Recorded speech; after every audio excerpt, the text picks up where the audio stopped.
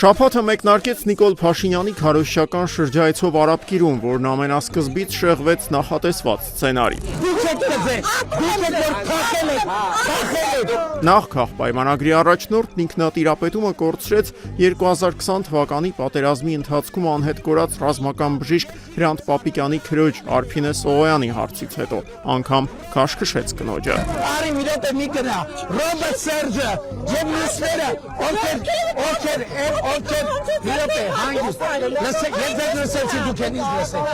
Այս մի միջադեպից քիչ անց Փաշինյանը նյարդայնացավ Արաբկիրում իրեն հանդիպած մի երիտասարդ կնոջ հարցից ևս։ Իսկ ինչի պետք է չանի կներեք։ 5000 հոգու մավան բաչար է։ Որտե՞ց է 5000 թիվը։ Որտե՞ց 5000 թիվը։ Որտե՞ց 5000 թիվը։ Որտե՞ց 5000 թիվը։ Որտե՞ց։ Արաբկիրցի մեկ այլ կին էլ այդ օրը Փաշինյանին ուղղված ոչ թե հարց ուներ, այլ խորհուրդ։ Մի քիչ ժողովրդի հետ խոսալիս փոխեք այդ տոնը։ Որ տոնը։ Այդ կանանց վրա հարցակում է։ Կանանց վրա հարցակում Ես չկա։ տեսել եմ YouTube-ն էլ է ցույց տալիս աղա։ Կանանց վրա ոչ մի հարցակում չկա, հարցակում կա։ Ես կանանց հարգում եմ, որ բոլոր քաղաքացիներին են հարգում։ Ես այդ հարգանքը չեմ տեսնում։ Ես հարգում եմ ձեզ, ես հարգում եմ ձեզ։ Այդ ձևերն էլ արդեն չի անցնում։ Խնդրում եմ ձեզ, ձեր լեքսիկոնի վրա աշխատեք։ Ես աշխատում եմ, Աշխատեք, շատ աշխատեք։ Որ այո, մարդիկ ձեզ տեսնելիս եղավ։ Մի քանի հարց ունեմ տալու։ Մայիսի 18-ի Արաբկիրյան գլխավոր միջադեպը սակայն առջևում էր, այն տեղի ունեցավ օրվա երկրորդ կեսին, երբ Նիկոլ Փաշինյանին մոտեցավ նախկինում Ստեփանակերտում հայտնի հանրային գործիչ Արթուր Օսիպյանը։ Արթուր Օսիպյանն եմ, Փալանչյանն ասումն է, դուխև կենթանի, դուխև կենթանի, որ մի հատ էլ 5000 զոյի մասին է խոսում, այդ տական։ Միջադեպից քիչ անց Արթուր Օսիպյանը ձերբակալվեց, նրան չփրկեց նույնիսկ այն իրողությունը, որ 2018-ից հետո նա եւ նրա ղեկավարած Արցախի հեղափոխական կուսակցությունը Ստեփանակերտի գլխավոր նիկոլականների համբավն ունեին։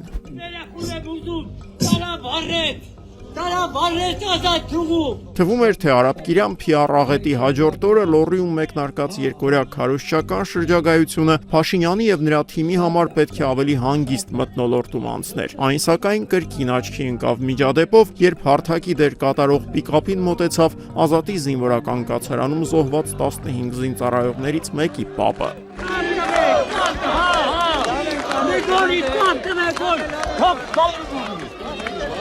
Փաշինյանի թիկնապահները փակելով տղամարդու բերանը հեռացրեցին նրան Սպիտակի կենտրոնական հրապարակից։ Մի բան, որ նրանք չէին համարձակվել անել դրանից 4 օր առաջ, մայիսի 15-ին Մեծամորում, երբ վարչապետին էր դիմել Ազատի կացարանում զոհված զինվորներից մեկի մայրը։ Դուք ավարտեք։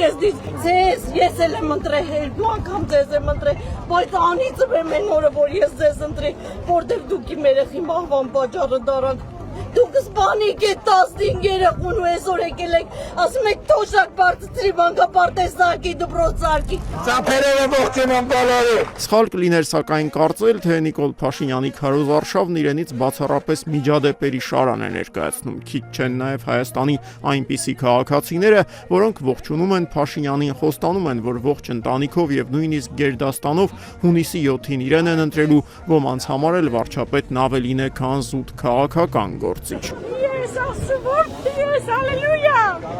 դու ես լինել վարչապետ։ Ու թեև բոլոր սոցհարցումները վկայում են, որ գոնե այս պահին քաղաքացիական պայմանագիրն առաջին տեղում է եւ այդ կուսակցության օգտին պատրաստ է քվեարկել հայաստանցիների հարաբերական մեծամասնությունը, այս շաբաթ Փաշինյանի շտաբը կրկին որոշ խնդիրների էր բախվում, նախ եւ առաջ նախընտրական հանրահավաքների մարդաշատությունն ապահովելու առումով։ Այսօր Փաշինյանին լսելու եկածների մեջ շատ էին քաղաքապետարանի հայ փոստի աշխատակիցները, ոմանք թաքցնում էին դեմքը, չցանկանալով նկարահանվել, մյուսները հաստատում էին քաղաքապետարանի աշխատակից են։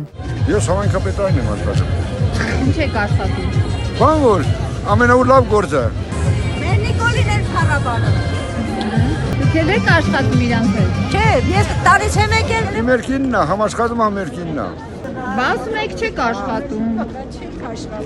Աշխատում ենք ազի, բայց մենք տանից ենք եկել։ Ես տանից եմ եկել։ Դուք եք աշխատակից համայնքապետարանի։ Ինչա։ Դուք համայնքապետարանում ինչ եք աշխատում։ Աշխատում եմ, դեռ աշխատում եմ։ Էլի կոմունալու։ Ասել էին կգա։ Ով։ Այս համայնքի։ բանն եմ ասում։ Սպիտակում ի դեպ համայնքապետի տեղակալ Արտակ Մաթոսյանն այսօր հունից դուրս եկավ, երբ փորձեցին ճշտել, թե աշխատանքային ժամին ինչու է ներկա իշխող ուժի քարոզարշավին։ Մաթոսյանն անգամ տեսախցիկին հարվածեց։ Պարոն Մաթոսյան, աշխատանքի չեք բա։ Այն չես ուզում արա, եկա կնիգի։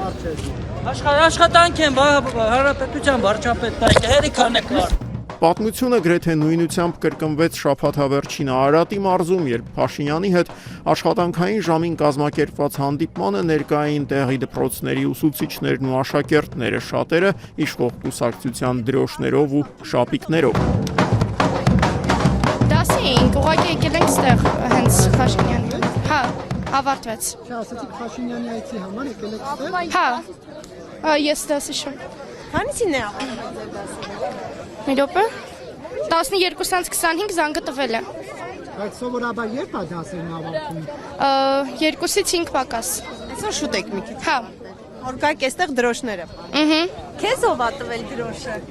Միատ մարդ։ Ով։ Միատ մարդ։ Հատ մարդ չես ճանաչում։ Չէ։ 9-րդ դասը։ Այսօր դպրոցները դասը շուտ է ավարտվում։ Այո։ Ավարտենք, էլի խնդրում եմ։ Իսկ ուսուցչուհիները գիտեն, որ շուտ եք դուրս եկել, թե թույլ են տվել։ Թույլ են տվել։ Ինչ ասացի։ Ասեցին կարակ գնանք, որտեվ իրանք էլ են եկել։ Հա, բոլորով եկել եք, որ դիմավորեք վարչապետին։ Իսկ ձեր դպրոցը ոնց էր կոչվում։ Վերին Արտաշատի միջնակարգ դպրոց։ Նորենի անուն ազգան։ Հախնազարյան Շուշան։ Եվ հենց Արտաշատ խոշորացված համայնքում էր, որ արձանագրվեց 2026 թվականի քարոզարշավի առաջին մարտկային կորուստը։ Ասեցի տենց մարդա, հիմա կոնկրետ տենց պլակատները պոկել է։ Նշավան գյուղի բնակիչ Արմեն Հովանիսյանին ոստիկանությունը ձերբակալել էր Փաշինյանի կուսակցության նախընտրական պաստառը վնասելու համար։ Վարչական ղեկավար համատեղության կարգով տեղի քաղաքպայմանագրի շտաբի ղեկավարի ահազանգի հիման վրա։ Ձերբակալությունից ժամեր անց տղամարդը տեղափոխվել էր Նուբարաշենի հոգեբուժարան, որտեղ էլ ինքնասպանություն էր գործել։ Ագրեսիվություն չեմ նկատել իրականում։ Պետք է ձերբակալեին, պետք է ժամանակի հարց էր, ասենք մի ժամում կարելի է ճշտել այդ մարդը հոգեբուժարանի, ասենք անձնավորությունը, թե կալանքի։ Տարվածների պակաս այս շաբաթ իրոք չկար։ Ուժայինները երկրի տարբեր շրջաններում շարունակում էին ձերբակալել ուժեղ Հայաստան կուսակցության շտաբերի աշխատակիցներին ու ակտիվիստներին։ Մայիսի 21-ին հերթը հասավ դաշինքի առաջին համարին։ Հալեն Սիմոնյանի կողմից մի փաստաթղթի սկրինշոթի հրապարակումից հետո քննչական կոմիտեն քրեական վարույթ հարուցեց Նարեկ Կարապետյանի դեմ երկրորդ քաղաքացիությունն իբր թաքցնելու կասկածանքով։ Ես Ռուսաստանի քաղաքացի չեմ։ Ես բացի Հայաստանի քաղաքացիությունից ուրիշ քաղաքացիություն չեմ ունեցել։ Երևի կյանքում Ռուսաստան ավելի քիչ եմ ապրել, քան օրինակ Անգլիայում կամ Շվեյցարիայում։ Այդ իսկ պատճառով Ալեն Ռոբերտովիչ այդպիսի բաներ մի արեք։ Նարեկ Կարապետյանի այս հերքման հաջորդ օրը նրա ռուսական քաղաքացիություն ունենալու փաստը հերքեցին նաև Մոսկվայից փոխարտգործնախարարի մակարդակով։ Այսքանով սակայն իշխանական ճամբարը հյուսիսային գործակալների փնտրտուքը չավարտեց։ Վաղը Հայաստանի Հանրապետության ազգային անվտանգության ծառայությունը սահմանված կարգով հանցագործության մասին հաղորդում կուղարկի քննչական կոմիտե ակնկալելով, որ Անդրանիկ Թևանյանի դեմ քրեական գործ հարուցվի հայրենիքի դավաճանության հոդվածով։ Ֆորմալ առումով արձակուրդի մեջ գտնվող վարչապետի այս հրահանգից հետո ուժայինները լուռ էին գրեթե 24 ժամ։ Միայն մայիսի 21-ի երեկոյան քննչական կոմիտեն հանդես եկավ բացահայտմամբ։ Հայաստանի քաղաքացի Անդրանիկ Թևանյանը հանդիսանալով 2021 թվականին կայացած խորհրդարանի ընտրություններում Հայաստան կուսակցությունների դաշինքին աջակցած քաղաքական գործիչ եւ նույն դաշինքի համապետական ընտրական ցուցակում ընդգրկված ազգային ժողովի падգամավոր 2024 թվականին հավաքագրվելով օտարերկրյա հատուկ ծառայությունների կողմից Ռուսիա Կովկաս աշխարհաքաղաքական կենտրոնում տնօրեն հանդիսացող օտարերկրյա հատուկ ծառայությունների ներկայացուցչի հանձնարարությամբ նույն ժամանակահատվածում կատարել է լրտեսություն։ Թե լրատվամիջոցները եւ թե ինքը Թևանյանը նման ծանրագույն մեղադրանքներ պարունակող այս հաղորդագրությունում կոպիտ սխալներ գտան հաշված րոպեների ընթացքում։ Ես 21 թվականին այո ընտրվել եմ падգամավոր ազգային ժողովի ընտրությունների արդյունքում, բայց ուշադրություն 2023 թվականին վայր եմ դրել ազգային ժողովի մանդատը, այսինքն ես ֆիզիկապես չէի կարող մասնակցել 24 թվականի լսումներին։ Ռուսաստանի գործակալական ցանցերի նախընտրական փնտրտուքին զուգահեռ Մոսկվայի հետ հարաբերություններն այս շաբաթ շարունակում էին սրվել գրեթե ամենօրյա ռեժիմով։ Այս շաբաթ Ռուսաստանն արգելեց հայկական ծաղիկների ներմուծումն իր տարածք։ Ռոսսելխոզնadzորի ղեկավարը խոսեց հայկական գյուղմթերքի կասկածելի որակի մասին։ Փոխվարչապետ Օվերչուկն էլ հայտարարեց, թե հաջորդ շաբաթ Աստանայում ԵԱՏՄ անդամ պետությունների ղեկավարները քննարկելու են այդ կառույցում Հայաստանի կարգավիճակի հարցը։ Ամենամտահոգիչը սակայն մայիսի 20-ին Ռուսաստանի անվտանգության խորհրդում կայացած խորհրդակցություններ։ Основной темой нашего сегодняшнего совещания будут отношения с Республикой Армения. Не для кого. Պակաս մտահոգիչ չէր խորհրդակցության մասնակիցների կազմը։ Ռուսաստանի անվտանգության խորհրդում Հայաստանի հարցով հատուկ խմբի քննարկման բաց հատվածից տարածված կադրերում երևում է հանդիպմանը մոտ 2 տասնյակ ռուս պաշտոնյա է մասնակցել։ Ըստ կոմերսանտի ներկա է եղել ԵՏՄ հարցերը համակարգող փոխվարչապետ Ալեքսեյ Օվերչուկը, կապի նախարարը Ռոսպոտրեբնadzորի եւ Ռոսսելխոզնadzորի ղեկավարները, երկու փոխարտգործնախարարներ, էներգետիկայի նախարարի առաջին տեղակալը, ինչպես նաեւ ուժայիններ, նրանց թվում ներքին գործերի նախարարի տեղակալն ու Ռուսաստանի զինված ուժերի գլխավոր շտաբի գլխավոր օպերատիվ վարչության պետի առաջին տեղակալը։ Հայաստանից ռուսական դժգոհությունների ցանկը բավական մեծ է։ Ուկրաինայի նախագահ Վլադիմիր Զելենսկու այցը Երևան եւ նրա կողմից այստեղ հնչեցված հայտարարությունները, միջազգային քրեական դատարանին միանալը, Ռուսաստանի կողմից ոչ բարեկամ հռչակված պետությունների հետ կնքված համաձայնագրերն, այդ թվում անվտանգության ոլորտում, Ռուսաստանի քաղաքացիների արտահանձնումը երրորդ երկրներին եւ թերևս ամենակարևորը Եվրամիության հետ կապերի սերտացումն, ինչն ըստ Մոսկվայի անհամատեղելի է ԵԱՏՄ անդամակցության հետ։ Այս շաբաթ սակայն հայաստանյան իշխանությունները մտահոգության նշույլներ չէին ցուցաբերում։ Ես ձեզ հավաստիացնում եմ, որ բոլոր խոսակցությունները կավարտվեն հունիսի 8-ի առավոտյան, երբ որ կենտրոնական ընտրական հանձնաժողովը կարձանագրի արդյունքները եւ դուք տեսնեք մեր ժողովրդի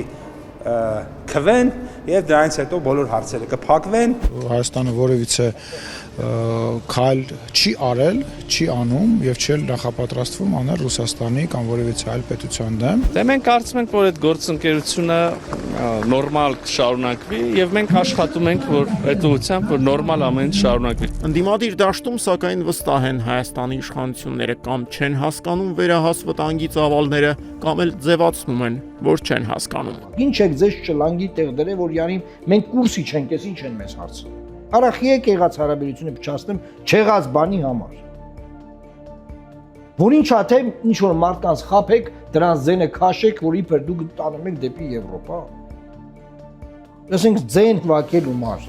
հարաբերություն, միջպետական հարաբերություն փչացնել։ Սովքեր են սա։